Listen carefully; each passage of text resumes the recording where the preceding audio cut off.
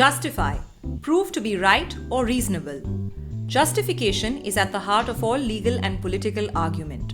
But at a time when argument itself is slave to appearances, it is time to bring back a culture of justification. Justify, a podcast on law and politics in India from the Vidhi Center for Legal Policy, hosted by Arghya Sengupta. Welcome to episode 2. Today's episode is on reporting from Indian courts. Live reporting of court cases has become a fairly standard feature of media reporting in India.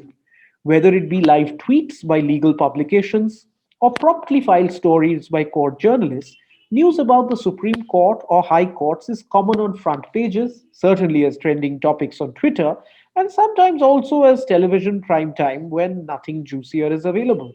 Reporting from courts can only be a good thing, given how little people understand about courts.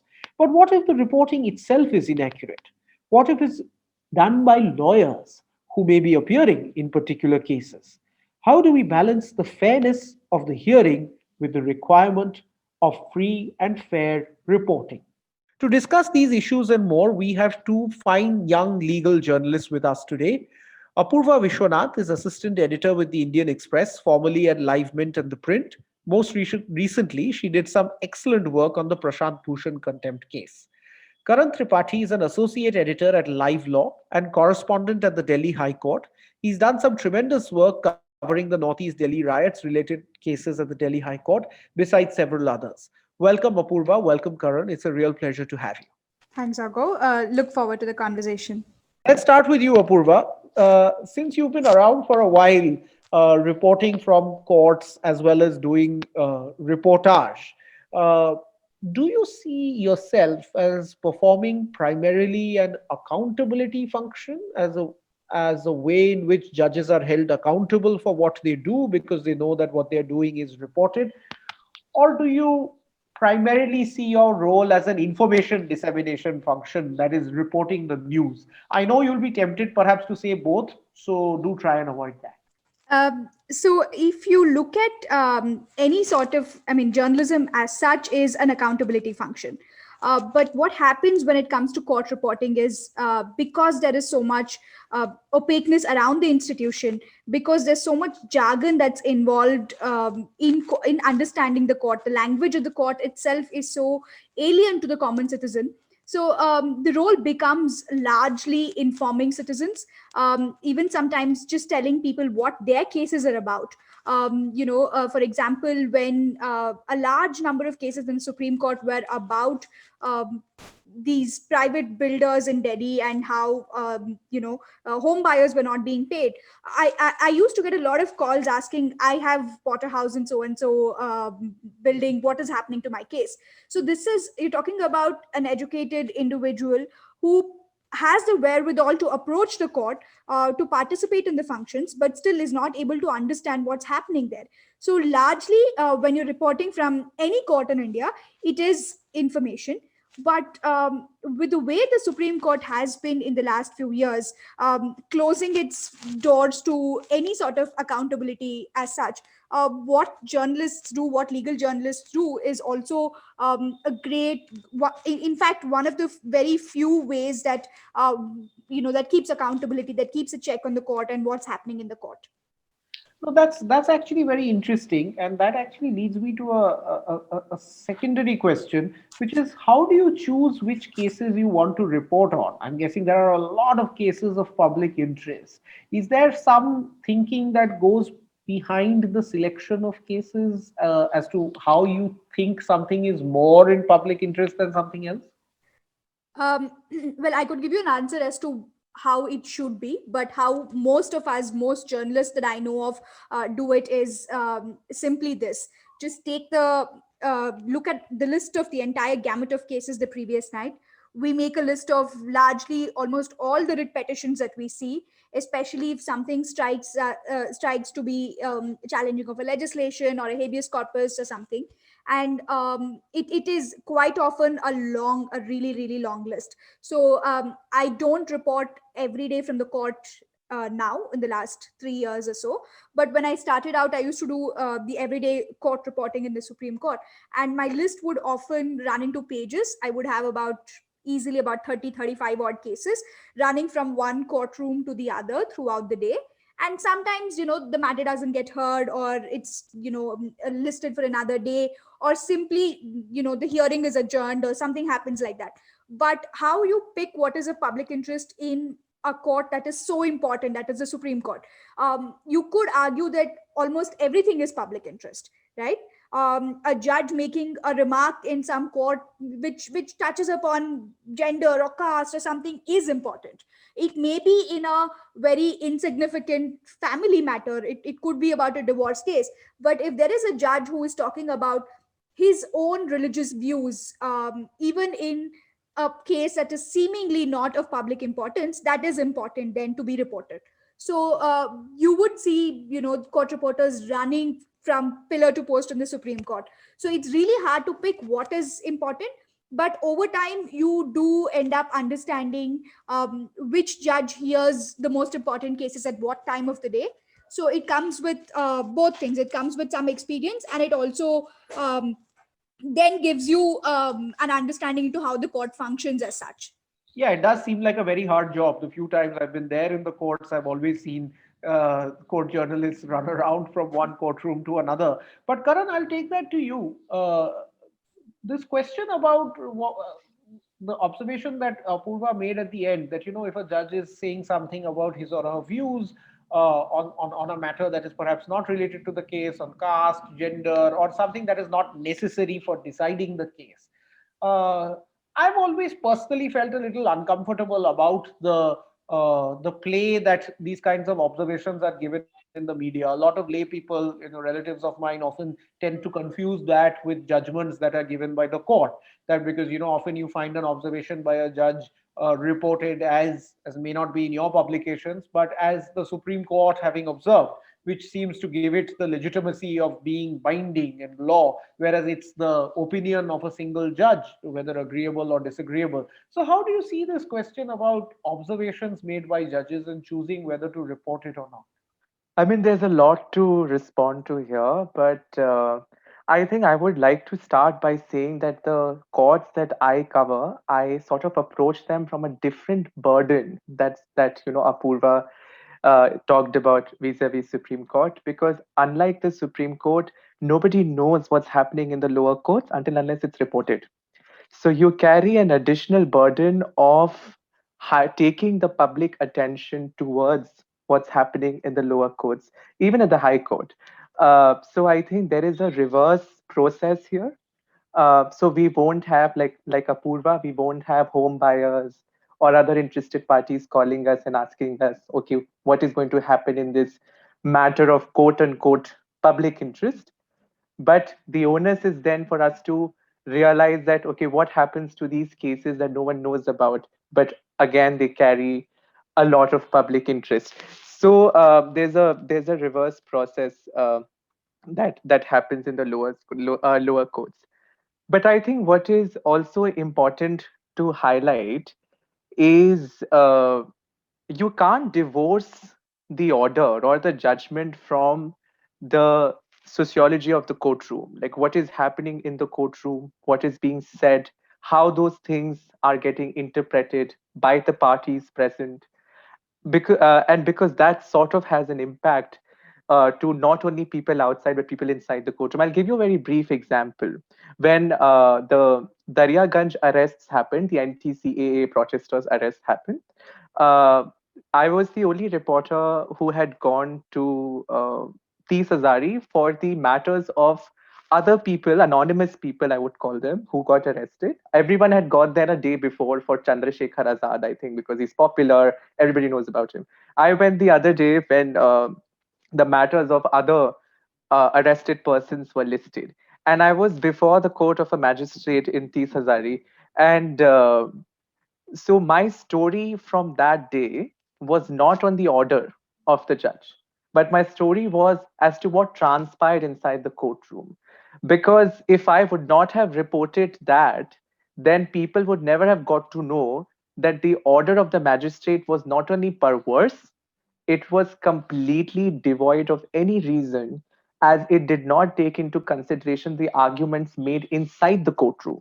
So So the tell us what transpired in the courtroom that made it newsworthy. Yeah, so the magistrate in his order, we all came out, like I and the lawyers, they all came out of the courtroom thinking, oh, they will definitely grant bail in this matter. Like it's an open and shut case for bail. And then I left the courtroom. I did not wait for the order because he reserved the order. It's going to come out in 4 hours. But later on, when I got to know that he denied the bail, I was completely shocked. And that's when I decided to do a story of what transpired inside the courtroom. And I tell you what happened in his order, and I've done a story on this. In his order, he had recorded the statements which were never made in the courtroom. He had recorded the submissions of the prosecutor which were never made in the open courtroom. Rather, he had made observations in the order which were contrary to the submissions made by the prosecutor. So the biggest question is that if I would have simply reported if I would have simply reported the order, then people would have accepted it as it is. But I chose to report what happened inside the courtroom so that people can see that this order can't be accepted on face value because it is contrary to whatever transpired in the courtroom and whatever little law that I have studied and whatever little law that I know. I think a judge is supposed to be an independent observer of the adversarial proceedings, and he needs to base his judgment on the basis of what has been argued before him. So that's the moment when I realized that we carry a reverse burden, and the burden that we carry is to highlight what will if is to highlight which will eventually or otherwise will be ignored in the public, and that's how it becomes public interest. The people must know what's happening in the trial courts. No, and I think that's actually a really telling example of a gross miscarriage of justice. And this is certainly something that in the higher courts we don't see that often. That the order records submissions wrongly, though it's not as if it hasn't happened. I certainly know of a couple of instances where something of this nature has happened. But what I'm taking away from what you said is that the purpose of a court reporter is primarily, like Apurva also said, is information dissemination. But given the fact that there are some gross miscarriages of justice, there is also the added responsibility of holding judges to account. Now, if I were to take that a step further and be a little provocative with you, Karan, because you covered the Northeast Delhi riots cases in the Delhi High Court in some detail, and these were some of the most dramatic cases. How much do you think the court reporting that you and your colleagues did contributed perhaps to Justice Muralidhar's transfer out of the Delhi High Court? Interesting. I can tell you one thing, that the reporting actually contributed to that entire second floor of the extension building of the High Court fill in like a stadium. And Like now you're there's some taking the credit, but what about rock some of concert the blame as happening. well? It was, I have never seen that level of excitement, courage, hope, among, and because so extension building is usually the extension building of the high court is usually, you'll find young lawyers who are doing IT matters, commercial matters. These are young lawyers new in the profession, and Justice Muralidhar's court was right there. So I was tweeting, and the moment I came out of the courtroom, it was really difficult to make your way through outside the courtroom. And you can see, and people were clapping, people were booing, people were making noises inside the courtroom. So it was a very emotionally charged space. And I realized that, and I came out of the courtroom and people were like, oh, you're Karan Tripathi, live law Karan Tripathi. It's like, yeah, we read this, we read this, we read this. So, I can't say, and honestly, I really can't comment on whether it contributed to Justice Muralidhar's transfer, because I think the transfer order had come long back. It's just that they sort of executed it. I mean, it was After very you reported on it. yeah. Right. No, it was very contemporaneous. Like, it was very contemporaneous with whatever happened. But because I don't have knowledge about backdoor decision making, so I don't know whether it contributed or not. But yes, what I can definitely say, that was the time, it definitely contributed to people, young lawyers within the community, developing that sense of excitement, developing that sense of hope that they can witness a judge holding a highest state official, or someone who represents the state in the Supreme Court, accountable for the actions of the police. And I think that excitement to see that happen, I think for me that was big enough. No, that's great. But Apurva, I'll take that to you with perhaps a discussion of a judge with a slightly different dispensation, whom you've written about, Justice Arun Mishra.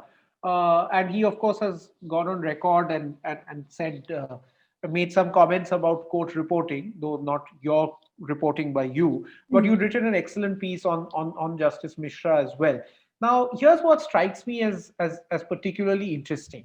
Having observed the Supreme Court for now over a decade, and having read about the courts in the past, there have always been judges who have, in the public perception, being known to be close to the government.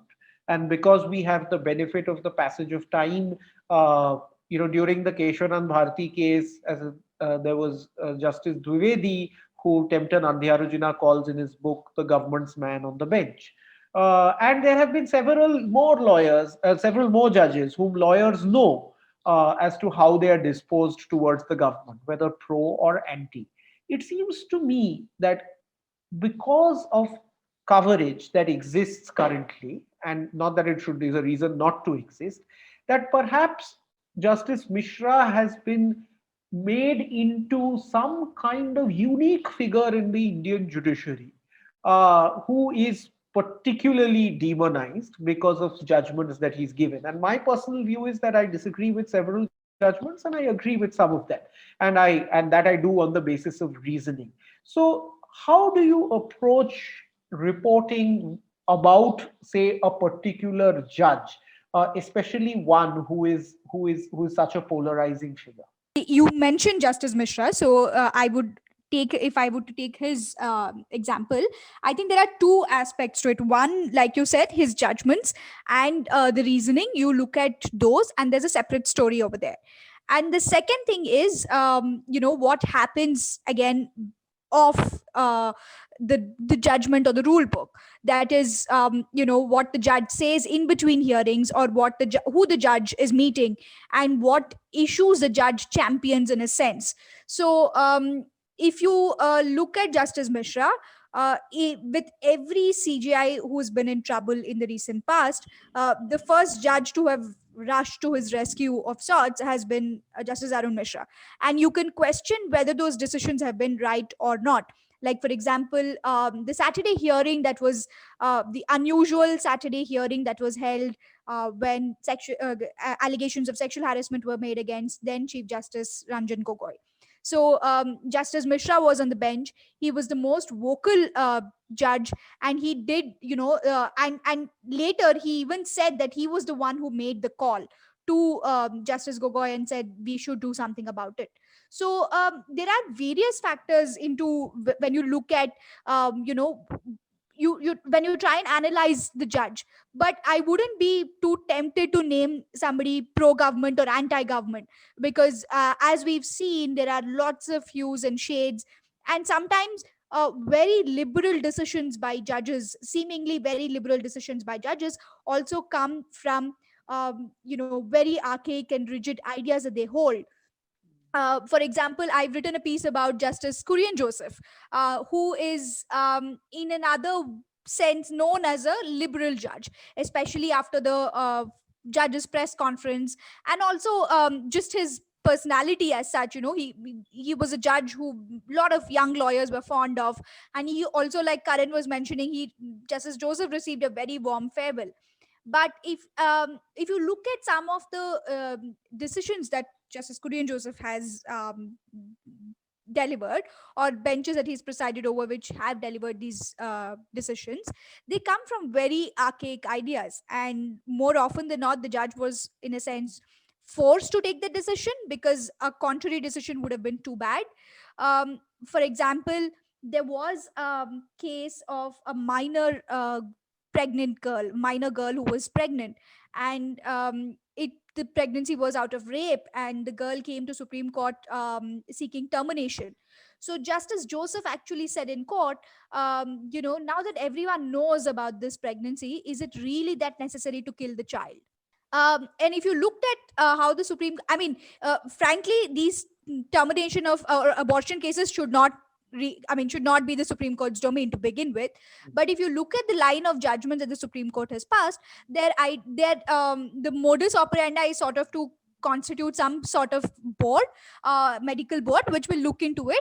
And That's if right. there is, if the doctors give a go ahead about the health of the mother, and then the termination, if it's within the legal time, even sometimes exceeding the time, shouldn't be a problem if the doctors say go ahead with it. But in this case, you had a Catholic judge who was asking, is it really necessary now that everyone knows to terminate this pregnancy? And how do you, but the decision ultimately was that he also constituted the board, and they did allow the minor girl to terminate her pregnancy. But if you look at, then when I do eventually, when the judge retires and I have to write a profile of this judge, I would take into account both these aspects. So even for someone like Justice Mishra, it is both these aspects. However, I'm not very tempted to term them, pro government or anti government, because those are different, and I don't think those are the most pressing issues when it comes to how we look at judges. It's time we look at judges for their individual each judgment that they pass, rather than paint them as generally a pro government judge or an anti government Yeah, I judge. think that's actually music to my ears because that's something that I've been writing about, that you have to see it on the basis of their reasoning in particular judgments. As the governments may benefit, they may not. And I also think that we sometimes run the risk in India of becoming inadvertently American in our commentary, that we call some judges conservative judges, some other judges liberal judges. I Liberal. think in India, actually, this distinction doesn't operate in this particular manner. I think we have to develop our own vocabulary for it. And one place where we have been developing our own vocabulary, and let's move on to this issue of live tweeting. So we are recording this podcast episode on the day when a petition filed by Arnab Goswami was heard by the Supreme Court. Before completion of the hearing, several observations made by the court made headlines, that it would be a travesty of justice if he is denied bail, and that if constitutional courts do not interfere, we are on the path of destruction. Like most, and I'm sure it'll be on 9 o'clock news as well.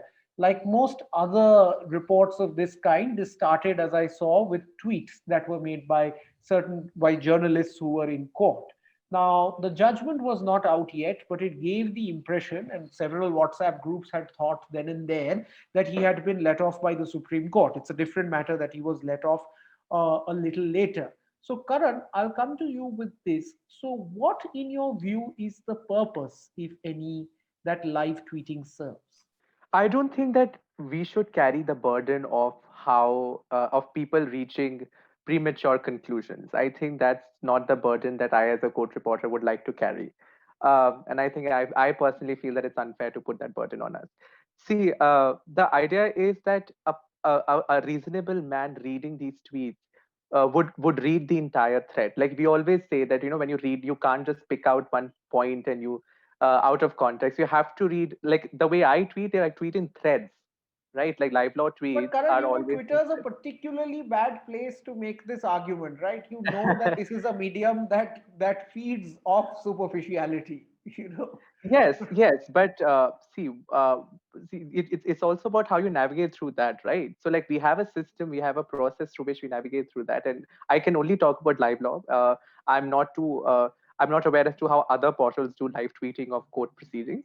But in live law, we have a proper procedure as to how we go about it, and we always mention as to at what stage of the proceedings this particular argument was made or this observation was made, and we also sort of try to put it in the context to how it was made. So, for example, when a judge is making an observation on the merits of the case, then we write that they're making it on this particular issue. But If actually, they're let me just stop you there, Karan. Sorry to interrupt you, but my point is not so much about how court reporters are tweeting, because I'm absolutely certain that court reporters are tweeting accurately because that's their job and they're professionals. But I'm talking about the concept of live tweeting from a courtroom. Now, it could obviously be done, and it started off with lawyers doing it. Lawyers may have interests in the matter. It could be done by other people, as in who were in the courtroom, the public, if they are allowed phones in some courtrooms. I'm not sure about that. So I'm just Mhm. thinking about the concept? And do you think that live tweeting and this breaking news of what's happening in the court every minute serves a purpose? Not whether it's done well or not done Yeah, yeah. No, see, I see the thing with me is that I am sort of, I'm always sort of against this obsession with quickness and always being live. You know, that idea that you always have to be live and you always have to be there. I've always sort of been against that. But I also realize that I'm not too sure about Supreme Court, but live tweeting sometimes become very, very important in lower courts. And I tell you why. Because at least in Supreme Court, you have these extremely reasoned orders being passed. Or so I would like to believe. That, you know, they are very long judgments, very long orders, and they sort of go into every aspect of whatever happened. But in the lower courts, and sometimes I've also seen that in high courts. In high courts, I've also seen orders being dictated with the convenience of all the parties. You know, oh, you want this to be well? included? Okay, you want this to be removed? Acha. So most of No, the meat of Yeah, sorry, Purva? sorry to Yeah. interrupt, but one of the very common things that I noticed in the Delhi High Court is right before lunch, the judge or the court clerk would give a copy of the order to the parties and say, go figure it out. If everything's okay, we'll pass it post lunch. So, and these are things that I would only assume that this is information that people would want to know. But of course, how do you put it out, and in what point of time, and in which uh, format, that is something that we Yeah, still yeah, discuss. no, I think that's actually a very interesting point that things like this do happen. But consider this, Karan, just coming back to you. As there was a New York Times story a couple of years back that I remember, where a Dallas courthouse threatened to bar a New York Times journalist from live tweeting a trial where Mark Zuckerberg was deposing after his Mhm. tweets became national news. They said that it actually affects free, fair hearing. Now, do you think at any point of time, particularly because you said that it's important to do it in lower courts, sometimes as a measure of accountability, if not anything else, Mhm. do you think it could also be an impediment? It I have, I mean, I would, it's very closely related to my idea of, I mean, my general idea on judicial independence and how judicial independence is vulnerable to such things. And I don't think, I personally don't want, I don't think that judicial independence should be vulnerable to any, because they're supposed to be open courts, right? They're supposed to be courts open to public. And the mode of live tweeting or the mode of commenting on what's happening in the courts is an extension of the idea of public court, because not everyone can actually physically go and sit in the courts. So I don't think that it is something which is extremely different or opposite to the idea of how we perceive court proceedings to be, that it should interfere with the judicial independence. Um and because how judicial interference to judicial independence is also like seen to be very discretionary and completely depends on a particular judge or a particular court. So I personally feel that, it's my personal opinion, that I don't think that court reporting is in any manner an impediment to judicial independence or the concept of the fair trial, if it's done properly, if That's right. it's done with if it's done without uh, sensationalism, if it's done without unnecessary enunciation on particular tweets, because I've seen that happening. Like as a court reporter, as a legal journalist, you are not devoid of your own ideology. You're not devoid of your own stand in that particular case, and you also have to agree with the fact that the media also carries its own ideology when it enters the courtroom.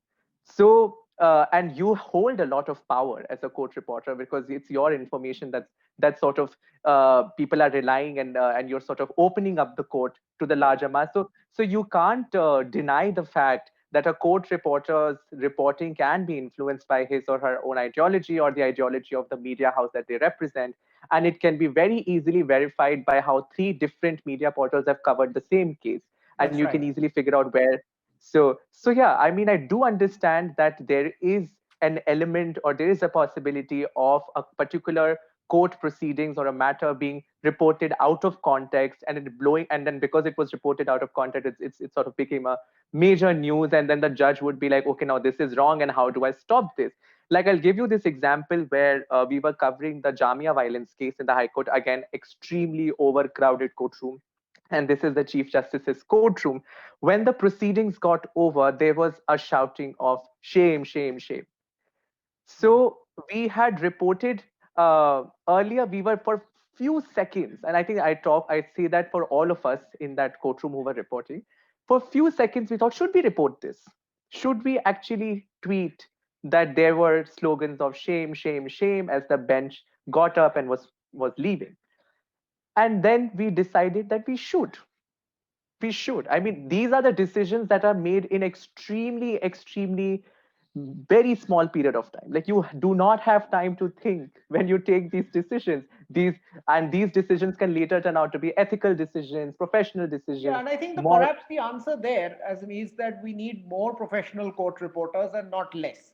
So that you have a marketplace of ideas, you have people who think independently with their own ideologies about issues that they see in front Yeah. of them and decide what to report. Because at the end of the day, in some sense, court reporters are the gatekeepers of the for what the public gets to know about the court. I would just like to say that you have to distinguish between live tweeting and the general court reporting. Even if Absolutely. that court reporting, the copy is coming out 5 minutes after the case got over. Because the point is, when you're doing live tweeting, that's my personal opinion, that it should not be refracted through your own personal sensibilities.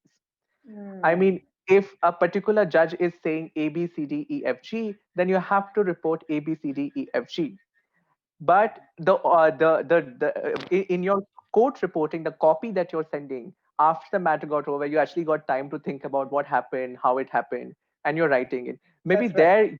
there you can take that journalistic, liberty I of. think nothing is free of ideology, and certainly not Yeah, anything for on sure. Twitter. And I certainly not completely stand anything. by it. Yeah, but I get what you're saying. But that actually brings me to my last point, which I'm going to take to Apurva, which is something that would perhaps be uh, be a check on the media itself, which is live audio video streaming of court proceedings and the future of legal journalism. We've seen that the Gujarat High Court has been live streaming, some other courts it's quite easy to see what's going on.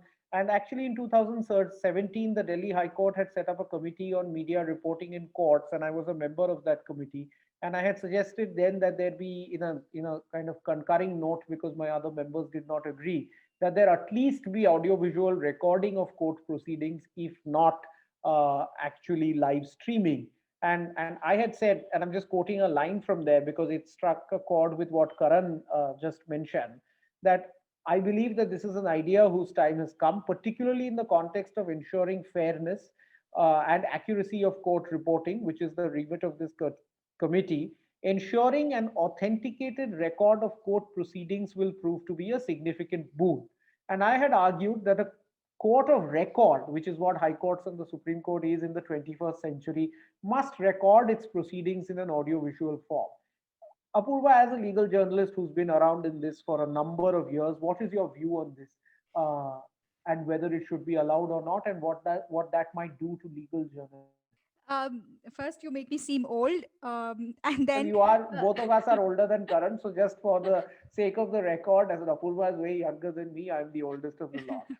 so So going back to what Karan said, first I want to draw a different conclusion than what you said.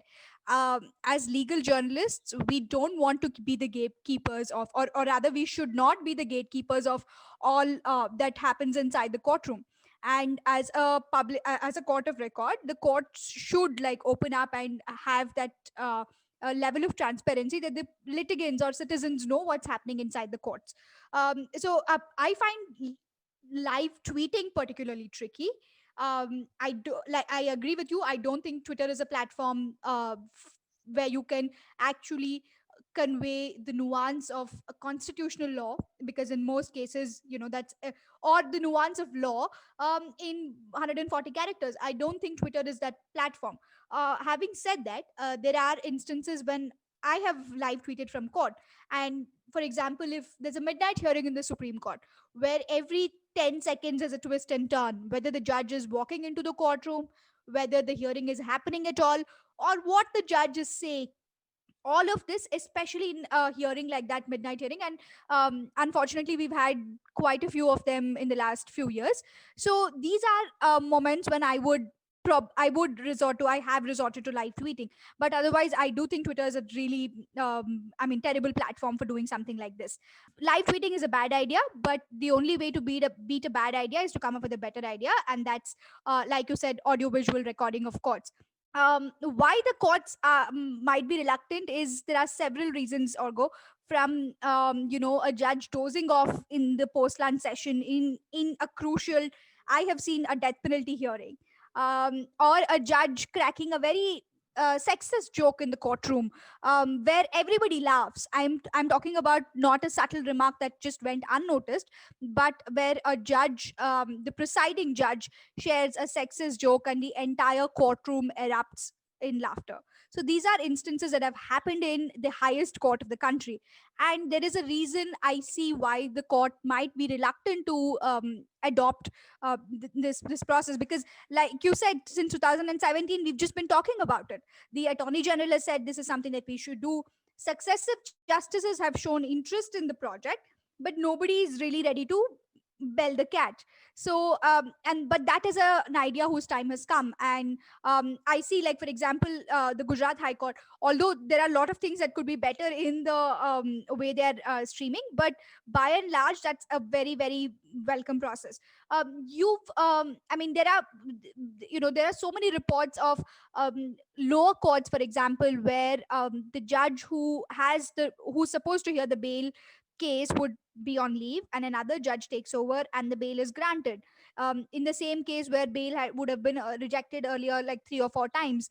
These are things that happen in our courts, and by pretending that this doesn't happen, or that our courts are or that everything is hunky dory with our courts, is absolutely, like, not the solution. So the sooner we do this, the burden on journalists, because, like Karan said, you cannot take away any sort of bias that could be an institutional bias, that comes with a media house, or that could be a personal bias, or in some cases, as we've seen, lawyers who carry their professional biases.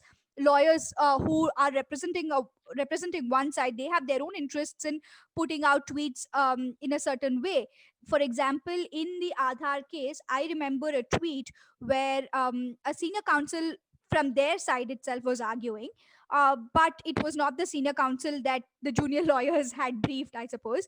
So the discussion, during the course of argument, the discussion, went towards something about animal rights and something like that. So one of the tweets that the lawyer put out went, he's talking about animal rights, blah blah blah blah.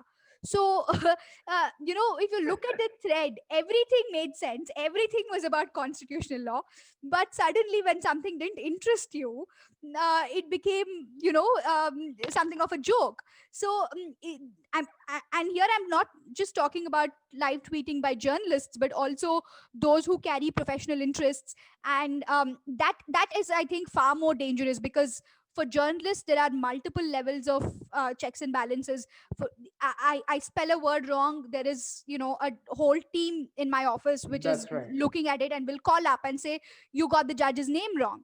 So, or otherwise also, the interests of a media house. If you're looking at an XYZ media house, what narrative or the editorial position they've taken, either Absolutely. either in their 9 p.m. debates or in their editorial columns. So you can call out the bias in a much more Exactly. With a lawyer, actually, open. that's very difficult to do, especially Absolutely, since you don't know absolutely. this. So, yeah, so what I'm taking away from that is the fact that as an audiovisual streaming is a great idea, and it's an idea whose time has come. And at least, as in the current Chief Justice, in ensuring that we move to virtual courts, has ensured that this has happened, and particular Chief Justices and High Courts have taken it up in a way that we might not have expected if COVID hadn't happened. So all in all, a good thing. So Karan, last word to you.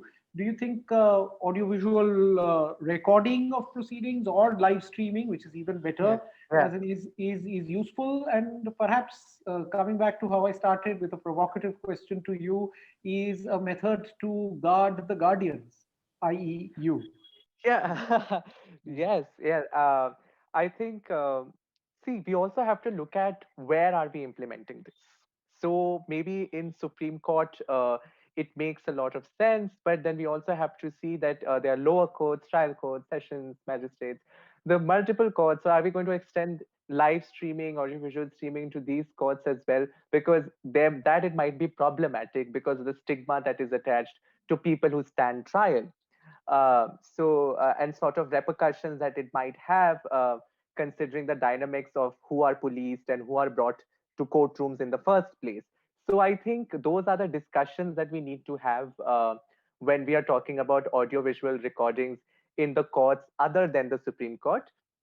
And I think all these discussions will be taken into considerations, or might have already been taken into consideration, but very important, especially when we talk about audiovisual recordings in the lower courts.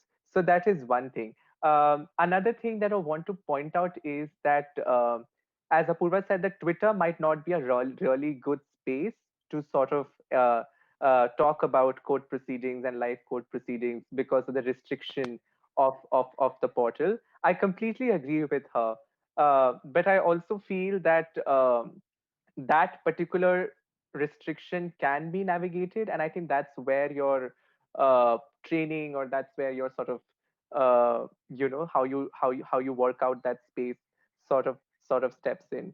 But yes, I mean, on the issue of audio visual recording, I would like to say that we can't have a general discussion on audio visual recordings on courts, because implementing that process in different kinds of courts is needs to be considered, and how the proceedings happen in those courts need to be considered.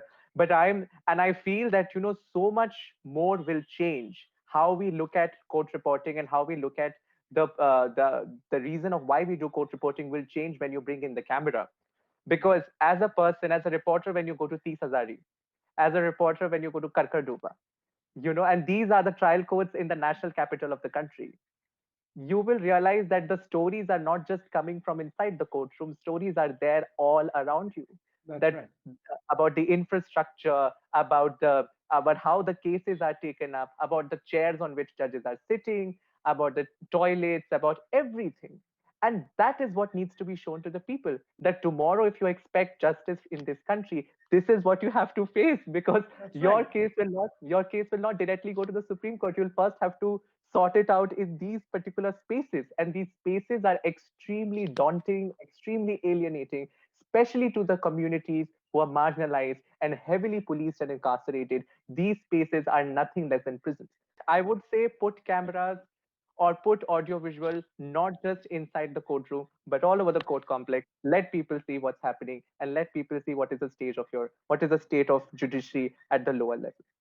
Yeah, so I think at least something that it would do is that perhaps as a start, we'll have more real depictions of courtrooms in Bollywood films than we currently do, because I've never seen a courtroom like that, except the movie Court, where I think it looks Yeah. much more like a courtroom. We are completely out of time. I think that's a terrific discussion that we've had on a range of issues relating to legal journalism and live tweeting. And I'm going to take something away from what Karan said right at the end, is that we need proper Twitter trained legal journalists, and we need many more of you. I was delighted to be here with two of them. Thank you very much, Apurva. Thanks, Karan, for this conversation. It's a real pleasure to have you. Thanks for having us. Time for this week's Clatter quiz question.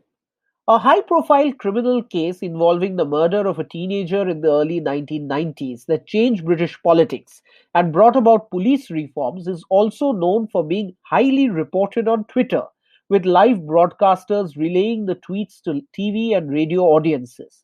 What is the murder case, and which writer and former practicing lawyer is well known for live tweeting it? Write in with your answers to justify at vidhilegalpolicy.in. All right answers stand a chance to win an Amazon gift voucher.